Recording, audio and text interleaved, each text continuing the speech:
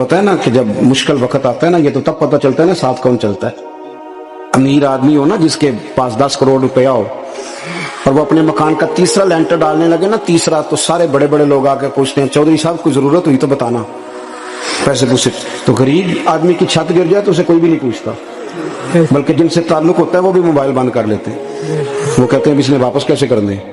हजरत मौला अली उस जमाने में जब शाम सूंघ गया सबको, हुजूर ने फरमाया कौन कौन मेरे साथ चलेगा, रोटी भी खा ली, घर भी आ गए, सादक और अमीन भी कह दिया, जब का चलेगा कौन कौन, चुप कर गए। तो हजरत अली कहते जब मैंने हुजूर के चेहरे पर जरा परेशानी देखी ना, ये चलते क्यों नहीं, तो आप फरमाते हैं कि अभी मैं खजूर खा रहा था, कुर्ता लंबा पहना हुआ था, सबसे पीछे बैठा था और हजरत अली का कद भी दरमियाना था।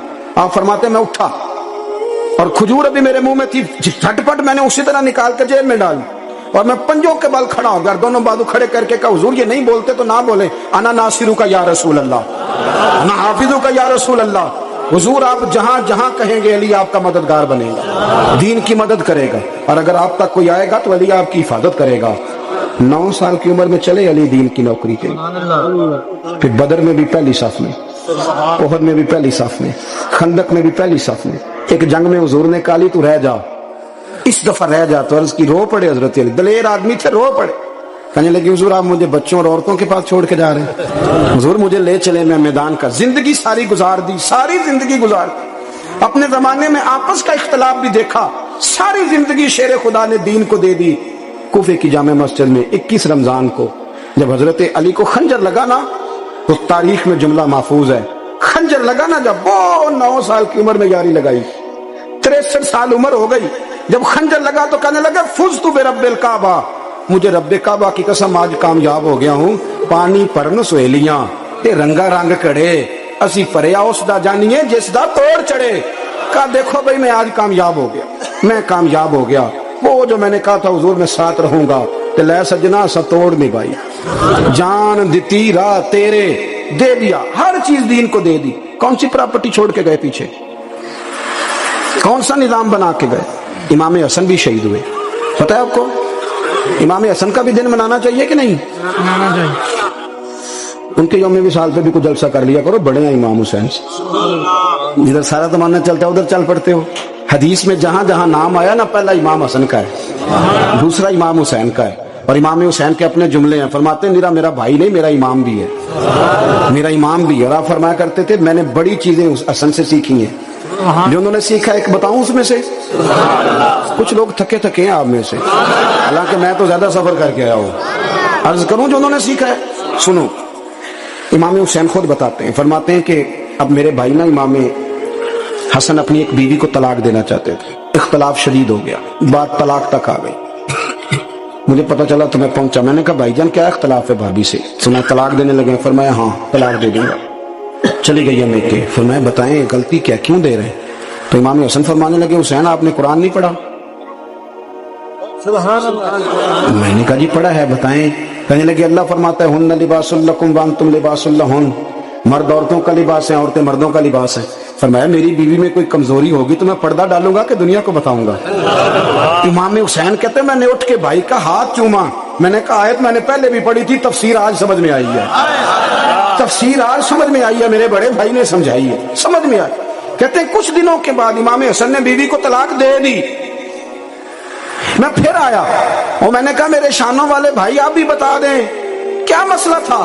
तो कहते मेरा माथा चूमा मेरे बड़े भाई ने और कहने लगे हुसैन छोड़, वो गैर महरम बीबी है, मैं किसी गैर की बातें तेरे साथ क्या करूं, तलाक दे दी, गैर महरम हो गई, अब उसका जिक्र क्या छेड़ना।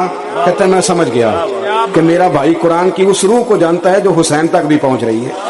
भाइयों इमाम हसन रदी अल्लाह तआला अन्हु, आपको पता है ये कायनात का वो अजीम शख्स है, हसन इब्ने अली, वो अजीम हस्ती है जिसने ताज छोड़ दिया, तख्त छोड़ दिया, पर नबी पाक की उम्मत को जोड़ दिया।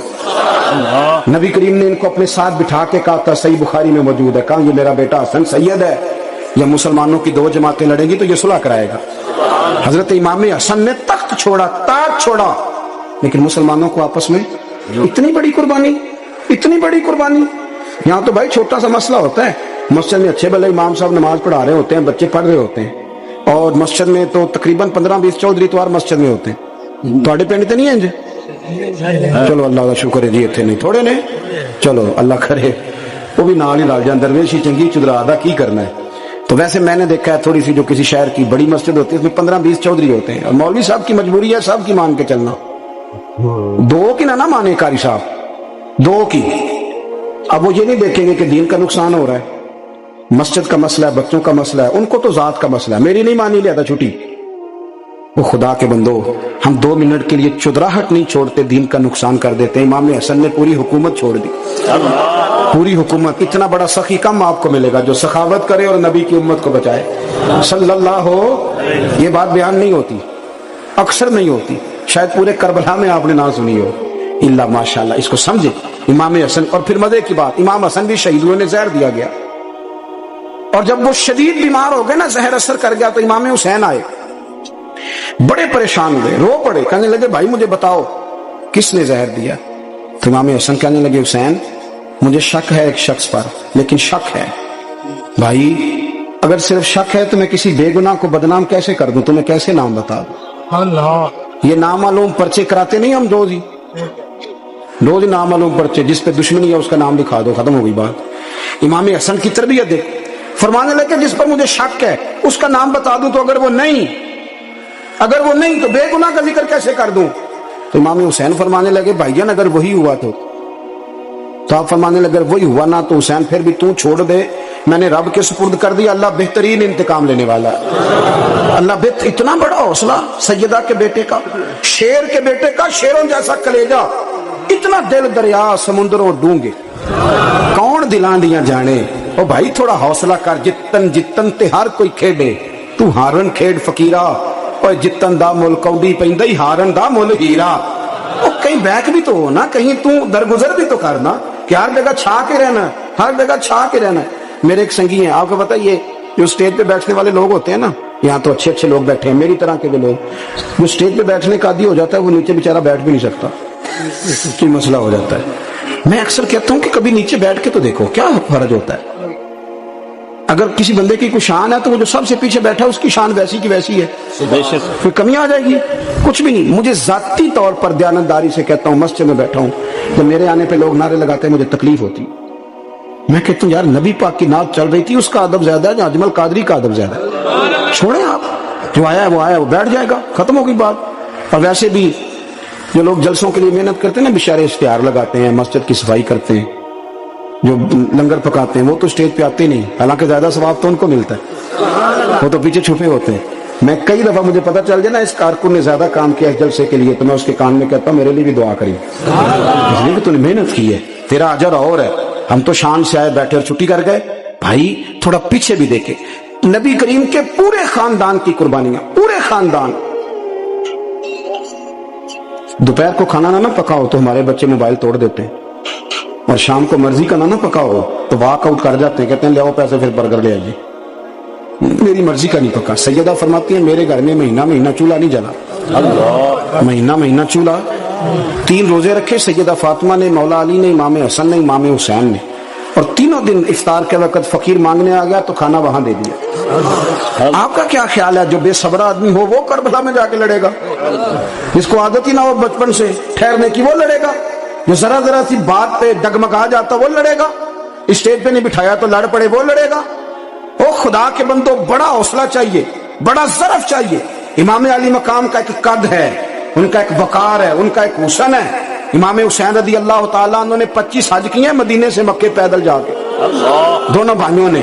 ہر روز 10 سپارے قرآن پاک کے امام حسین پڑھتے تھے. حضرت عبداللہ ابن زبیر کہتے ہیں میں سیدہ فاطمہ کے بیٹے حسن اور حسین سے جب بھی ملا ہوں دونوں بھائیوں نے روزہ رکھا ہوا ہوتا تھا. انہوں نے اپنی زندگی تقوی سے گزاری, پرہیزگاری اور سخاوت. سبحان اللہ. پتہ ہے سخی مالدار نہیں ہوتا, حضور نے فرمایا بندہ دل کا غنی ہوتا ہے. مالدار تو بندہ بنتا ہی تب ہے جب پیسے جمع کرے, سخاوت کرنے سے تھوڑی مالدار بنے گا. اس لیے درویش کہتے ہیں مالا والے سخی نہیں ہوندے, سخیاں کل مال نہیں ہوندا. سنیں بہت بڑی سخاوت کی اپنی زندگی میں, ساری زندگی سخاوت میں گزار, ساری زندگی. امام حسن نے بھی, امام حسین نے جو آیا دے دیا, جو آیا دے دیا. ہزاروں دینار آتے. ایک دن ایک فقیر مانگنے آ گیا, तो इमाम हसन हुसैन दोनों थे। कहने लगा मैंने सुना है बड़े लाजपाल हो, गरीब हो, मेहरबानी हो जाए। फिर मैं बैठ जाओ, रिज़्क आने वाला है। थोड़ी देर गुजरी तो 3000 दिनार आए। वैसे मेरे को 3 लाख रुपया वित्त मसीते किन्ने देने चाहिए? मैं अपना तो पूछना, तो पूछिया ही नहीं, मैं मशवरा पे लेना। 3 लाख जो मेरे को वित्त मसीते किन्ने देने चाहिए? तुसी जाहिर है उनको दयानतदारी वाला मशवरा ही देना है ना, जो नहीं करना जो ही दसना देना। कितना 1000 है? मैं कभी कभी प्यार से बात सुनाता हूँ। एक संगी मेरे पास आया, कहने लगा सब दुआ करो अल्लाह मैंने पैसे दे, मैं राह च देंगा। मैं कहा अल्लाह 10 करोड़ दे, 9.5 करोड़ तेरे राह दे छड़ेगा। वो भी हसी आई है जिवें तुसी हसे हो ना। आमीन नहीं दुआ की, या चुप कर गया या कूड़न लग गया। और मैं क्या कर्मा लिया आमीन ते आख, तेनों ते 50 लाख फिर भी पिया बचदा सी। लेकिन असीं दुआवां च भी 9.5 करोड़ देने लई तैयार, नाराज ना होना, दुआवां च भी तैयार नहीं, मिजाज ही नहीं, तबीयत ही नहीं। सैयदा फातिमा ज़हरा के पास 40 ऊंट खड़े थे। एक बीबी आई, वो कहने लगी हमारी ये जो ऊंट खड़े हैं ये मेरे हैं, अब बताएं मैं अल्लाह के रास्ते में दूं तो कितने दूं? सैयदा फातिमा कहने लगी 1 बकरी दे दे। तो कहने लगी हुजूर अगर आपके पास 40 होते तो आप कितने देती? सैयदा फरमाने लगी मैं सारे के सारे दे देती। तेरे लिए मसला और है, मेरे लिए फतवा और है, सारे दे दे। 3000 दिनार आए। इमाम हसन और हुसैन के पास फकीर बैठा है।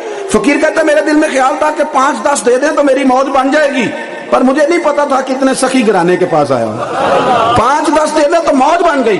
कहते इमाम हसन ने 3000 दिनार मेरी हथेली पे रखे और मेरा माथा चूम के कहने लगे यार मेरा तो ख्याल था कि तेरे इंतजार पर तुझे कुछ मिलेगा, पर ये रख ले, मुझे पता होता कि तुझे इतना मिलना है तो मैं तुझे इंतजार ना कराता। जल्दी खुद भीख दे, खुद ही कहे मंगते का भला हो। अपनी जिंदगी नफासत से गुजारी अहले बैत, कुर्बानी दे के गुजारी। हजरत इमाम हुसैन रदी अल्लाह तआला अन्हु ये हुजूर की औलाद पाक है। पैरों को ना थोड़ी मिट्टी लग गई, उम्र जवानी की थी, दाढ़ी मुबारक सारी स्याह थी, काली थी। हजरत अबू हुरैरा इनसे सालों बड़े थे, अमीरुल मोमिनीन फिल हदीस। हजरत अबू हुरैरा ने देखा कि इमाम हुसैन के मुकद्दस कदमों को मिट्टी लग गई। किसी से भी कहा जा सकता था जरा इमाम साहब की तवज्जो कराना, ये जरा मिट्टी उतार देना, लेकिन हजरत अबू हुरैरा झट से उठे, अपनी पगड़ी खोली, उसका पल्लू लिया और हजरत इमाम हुसैन के पैरों से मिट्टी साफ करनी शुरू कर दी। क्यों? कि अहले फजल ही किसी की फजीलत को जान सकता, इज्जत वाला ही किसी को इज्जत देता है, जिसके पास वकार हो। ओ मेरे संगियों, लोगों की बातों में ना आना, ये तुम्हें उलझा देंगे, ये तुम्हें तफरीक में डाल देंगे, ये इंतशार बर्पा करेंगे।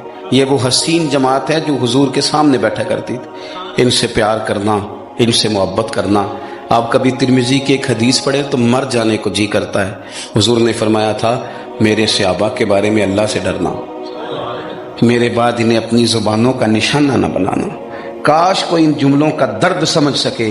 फरमाया रब से डरना, और करीम फरमाने लगे जिसने इनसे मोहब्बत की मेरी मोहब्बत की वजह से मोहब्बत की, और जिसने इनसे अदावत रखी मेरी वजह से। कभी भी किसी में, और जो हुजूर की औलाद है, सहाबा कराम ने एक जगह कुछ नजराना जमा किया और जमा करके कहा कि हुजूर की बारगाह में पेश करना है। अखराजात बहुत ज्यादा है और जाहिरी वसाइल उस तरतीब से नहीं है। ये नजराना हर महीने पेश करना है। जब वो लेके हुजूर की बारगाह में गए ना, तो अल्लाह ने कुरान नाजिल कर दिया। फरमाया महबूब इनसे कह दो ला अस्अलुकुम अलैहि अजरा, मैं तबलीग दीन पर तुमसे कोई अजर नहीं मांगता, इल्लल मवद्दत फिल कुर्बा, बस मेरे करीबियों से प्यार करते रहना, मेरे करीबियों से मोहब्बत करना, प्यार करना करीबियों से। ये अलीउल मुर्तज़ा हैं, ये फातिमा हैं, ये इनका खानदान है, ये खतीजा है, ये आयशा है, ये मैमूना है, ये अफसा है, इनसे प्यार करना, मेरे करीबियों से मोहब्बत करना। हमारे दिलों में हुजूर की औलाद का प्यार होना चाहिए, तबीयतों में एहतराम होना चाहिए, हमारा मिजाज, हमारा दिल उनके लिए धड़कना चाहिए, हमारे लहजे, हमारे अंदाज हमेशा उनके हाथ में नरम होने चाहिए। मैं कह चुका हूं सैयद का सिर्फ अकीदा ठीक होना शर्त है, बाकी आप तहकीक और तफ्तीश में ना पड़े, वो जाने रब जाने। आप कोशिश फरमाएं हमारी औलादें, हम खुद एक और अहले फजल का अदब कभी ना छोड़ें। दूसरी बात आपसे ये अर्ज करनी है, इसको अच्छी तरह समझ लें कि कौमें अपने असलाफ से बड़ी होती हैं हमेशा। बड़ा हम होता ही वो है जिसका कोई बड़ा होता है, जिसका कोई बड़ा नहीं होता वो कभी भी बड़ा। ये कुछ अरसे से ट्रेंड चला है, अगरचे ये दुरुस्त नहीं है। आप किसी सुनार की दुकान पे जाएं तो उसने अपने पीछे ना अपने वालिद साहब की और दादा की फोटो लगाई होती है। حکیم کی دکان پہ چلے جائیں، کپڑے والی دکان پہ چلے جائیں تو اس نے پیچھے اپنے دادا کی والد کی فوٹو لگائی ہوتی ہے. اگر تو یہ درست نہیں، تصویریں نہیں لگانی چاہیے. تصویریں ان کی کیا، پیروں کی بھی نہیں لگانی چاہیے. جہاں تصویر ہوتی ہے وہاں نماز کیسے پڑھی جائے گی؟ فرشتہ رحمت کا نہیں آئے گا. یہ تو اب ایک ضرورت بن گئی. تو اب ضرورت کیا، اب تو خیر نفسیاتی مسئلہ بن گیا ہمارا. یہ نفسیاتی مسئلہ ہے. یعنی سلام بعد میں فوٹو پہلے. یعنی سیانے سیانے لوگ، اور یہ ہمیں ایسے کھیل تماشے میں لگایا گیا ہے کہ میں ڈھیر سارے لوگوں پر غور کرتا ہوں، پھر ان کے لیے دعا کرتا ہوں کہ یا اللہ ان کی مدد فرما. یعنی اس طرح کی حالت ہے کہ وہ زندہ ہی موبائل کے اندر ہے. ہر چیز ہی. مجھ سے ایک دفعہ ایک صاحب نے پوچھا، مولوی آج کل بڑے لڑ رہے ہیں. میں نے کہا وہ 4-5 ہے جن کو آپ ٹی وی موبائل پہ دیکھتے ہیں، آپ میرے ساتھ آئیں، میں آپ کو 20 اور سینکڑوں شیخ الحدیث بتاتا ہوں جو سکون سے بیٹھ کر رسول اللہ کا دین پڑھا رہے ہیں. تو آپ مسئلہ صرف یہ ہے کہ ہم نے کل زندگی وہ سمجھ لیا جو موبائل کے اندر ہے. بہرحال وہ تصویر لگائی ہوتی ہے سنار نے بھی اور حکیم نے بھی اور ڈاکٹر نے بھی اور بہت سارے لوگوں نے کہ جناب اب یہ جو تصویر لگاتے ہیں تو اس کے پیچھے پوری حکمت ہوتی ہے. آپ ان سے پوچھتے ہیں یہ فوٹو کیوں لگائی ہے، تو وہ کہتے ہیں ہم یہ بتانا چاہتے ہیں کہ یہ کام آج نہیں ہم نے شروع کیا، ہمارا شجرہ پرانا ہے، ہمارے باپ دادا سارے یہی کام کرتے تھے، ہمارا خاندانی ورثہ ہے. وہ ثابت یہ کرنا چاہتے ہیں کہ ہم پیچھے سے ہمارا ایک سلسلہ آ رہا ہے. ساری دنیا اپنے اکابرین کو، اسلاف کو، بڑوں کو ان کے زور پر بڑا ہونا چاہتی ہے. یہاں کچھ لوگ ایسے آئے ہیں جن کے نزدیک معاذ اللہ صحابہ ہی ٹھیک نہیں تھے، اہل بیت ہی ٹھیک نہیں تھے. آپ اپنی سند کیسے مضبوط کریں گے؟ اگر وہ اولین جو حضور کے سامنے بیٹھتے تھے وہی ٹھیک نہیں تھے تو پھر ان سے ہو کے جو دین آگے آیا اس کو تم کیسے ٹھیک مانو؟ ساری چیزوں کو مشکوک کرنا چاہتے ہیں. ہمارے بزرگوں نے، امام بخاری نے، امام مسلم نے محنت کر کے حدیثیں تلاش کی، اصول بیان کیے کہ یہ حدیث صحیح ہے، متواتر ہے، حسن ہے، ضعیف ہے، کیا ہے، اس کے اصول اور قاعدے بیان کیے. اور جب انہوں نے خود پوری تحقیق کی، آپ تھوڑی سی، آپ مشکل بات نہیں کر رہا، تھوڑی سی آپ غور کریں گے، انہوں نے سینکڑوں میل کا سفر کیا، گھوڑوں پہ، پیدل، اونٹوں پہ، ریسرچ کر کے بتایا کہ یہ حدیث بالکل درست ہے، اپنی سند کے اعتبار سے، متن کے اعتبار سے یہ متواتر درجے کی ہے. انہوں نے پوری ریسرچ کی. پھر غور کریں کیا کہہ رہا ہوں، جب پوری تحقیق کر لی تھی تو پھر انہیں کہنا چاہیے تھا نا یہ نبی پاک نے فرمایا ہے، کہنا چاہیے تھا نا کہ یہ حضور نے فرمایا، ہماری تحقیق ہے، حدیث درست ہے. لیکن کسی نے بھی ڈائریکٹ نہیں کہا. انہوں نے جب بھی کہا کہنے لگے حضرت عبداللہ ابن عمر فرماتے ہیں کہ حضور نے یوں فرمایا، حضرت انس بن مالک فرماتے ہیں کہ حضور نے یوں فرمایا، حضرت جناب سیدنا سیدہ عائشہ صدیقہ فرماتی ہیں یوں حضور نے فرمایا، حضرت ابو ہریرہ فرماتے ہیں یوں حضور نے فرمایا. انہوں نے نا پہلے اس صحابی کا نام لیا جنہوں نے وہ بات اپنے سینے میں محفوظ کی. کیا بتایا انہوں نے ہمیں کہ ہم دنیا گھوم آئے ہیں، ریسرچ کر آئے ہیں، تلاش و بسیار کے بعد اس نتیجے پہ پہنچے ہیں کہ دین کا اصل فیض وہی ہے جو صحابہ اور اہل بیت کے سینوں سے ہو کے امت کو نصیب ہوا ہے. اصل فیضان وہ ہے جو وہاں سے ہو کے آیا ہے. تو ایک بات تو یہ کہ اہل فضل کی عظمت، اور دوسری بات کہ اپنے اکابرین کے ساتھ جوڑ کے رہنا، اور تیسری بات حضرت سیدنا امام حسین، حضرت امام حسن رضی اللہ تعالی عنہما، ان دو شہزادوں سے نا نبی پاک صلی اللہ علیہ وسلم نے جو محبت فرمائی ہے نا وہ بھی بڑی قابل دید ہے. حضور نے جو ان سے پیار کیا ہے. کچھ لوگ ایسے ہوتے ہیں کہ جن سے انسان جب پیار کرتا ہے، محبت کرتا ہے تو وہ بات نا دور دور نکل جاتی ہے، بات پھیل جاتی ہے. ان کے ساتھ نا میرے نبی پاک کا خصوصی لگاؤ ہے. اس کا مطلب یہ نہیں کہ ہر نانا ہی اپنے نواسے سے پیار کرتا ہے، یہ معنی نہیں. رسول پاک علیہ السلام جو کام بھی کرتے ہیں اللہ کی وحی کے ساتھ کرتے ہیں. حضور کا ہر کام وحی خدا ہے، اپنی مرضی سے حضور کوئی کام نہیں کرتے. تو نبی پاک نے جو بھی کیا ہے وہ امت کے لیے نمونہ ہے. حسنین کریمین سے جو حضور کا پیار ہے، جو نبی پاک علیہ السلام کی ان کے ساتھ والہانہ محبت ہے. اعلیٰ حضرت بریلوی نے حدیث لکھی ہے، راوی حضرت عثمان غنی ہے رضی اللہ تعالیٰ عنہ. حضور سید عالم صلی اللہ تعالیٰ علیہ وآلہ وسلم نے نا گھر میں پیغام بھیجا، فرمایا فاطمہ سے کہو ذرا حسن حسین کو تو بھیجے. یہ سارا دن ہی حضور کے پاس رہتے ہیں، سارا دن ہی، لیکن وہ جو والہانہ پن ہے، جو محبت ہے، جو ان کے ساتھ محبوب کا خاص لگاؤ ہے، سیدہ سے کہو ذرا شہزادوں کو بھیجے، تھوڑی سی دیر ہو گئی آنے میں. आला हज़रत फरमाते हैं यूं लगता जैसे सैयदा फातिमा कपड़े नहीं मां बदलने लगती बच्चों के, खुशबू नहीं लगाने लगती, थोड़ी तैयारी में देर हो गई तो महबूब ने नजरें जमाई हैं उस हुजरे की तरफ जहां से इमाम हसन और हुसैन ने आना है। रहमत के अजब ही झमेले हैं, हसनैन यहां पर खेले हैं। तो दोनों शहजादों, जब दरवाजा खुला तो हज़रत उस्मान गनी कहते हैं बच्चे जब निकले ना दोनों, तो ये कोई 10, 15, 50, 100 मील दूर से थोड़ी आ रहे हैं, तो यहीं रहते हैं। महबूब के कुर्बे खास में इन्हें साया करम हर वक्त नसीब है। लेकिन नबी करीम अलैहिस्सलाम का जो वालेहानापन है, जो इनके साथ हुजूर का रिश्ता है, मोहब्बत है, जैसे ही दोनों शहजादे आए, हजरत उस्मान गनी फरमाते हैं महबूब ने मुकद्दस घुटने जमीन पे रख दिए और दोनों बाजू खोल दिए। एक शहजादा इस सीने से लग गया, इस कंधे से, एक इस कंधे से लग गया। और पहले भी हुजूर प्यार करते थे, पर आज तो रुख ही बदल गया बात का। अल्लाह के प्यारे हबीब अलैहिस्सलाम फरमाने लगे, ए अल्लाह, ये दोनों शहजादे कंधे से लगे हुए, हुजूर फरमाने लगे, ए अल्लाह, मैं इन दोनों से मोहब्बत करता हूं, तू भी इनसे मोहब्बत फरमा। और कहा, ए अल्लाह, जो जो मेरे हसन हुसैन से मोहब्बत करे तो उन सब से मोहब्बत फरमा, तो उन सब से प्यार कर जो मेरे हसनैन से प्यार करे।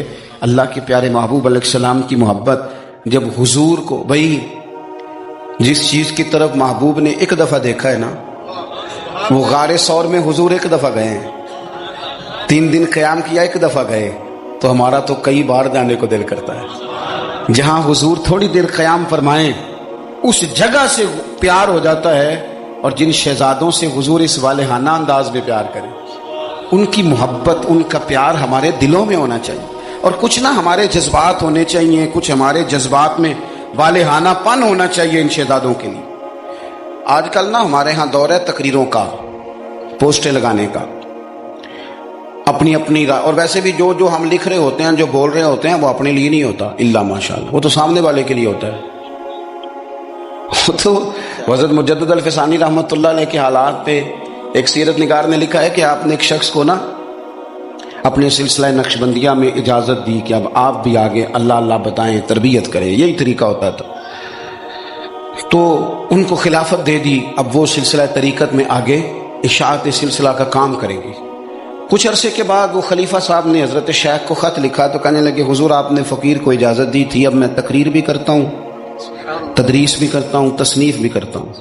तो हज़रत फरमाने लगे, आप बहुत अच्छे काम कर रहे हैं, रब आपको बरकत दे, पर ये सारा कुछ तो आप लोगों की इस्लाह के लिए कर रहे हैं, कुछ अपने लिए भी करते हैं, रात को तहज्जुद में उठ जाते हैं, कुछ अल्लाह के हुजूर रोना नसीब हो जाता है, कुछ आपको दुरूद सलाम की कैफियत नसीब होती हैं। ये तो जो कुछ है अल्हम्दुलिल्लाह बहुत अच्छा है, काबिल तारीफ है, पर ये तो आप खिदमत दीन का काम कर रहे हैं ना लोगों की, आप अपने लिए क्या कर रहे हैं, ये भी तो मकाम गौर है।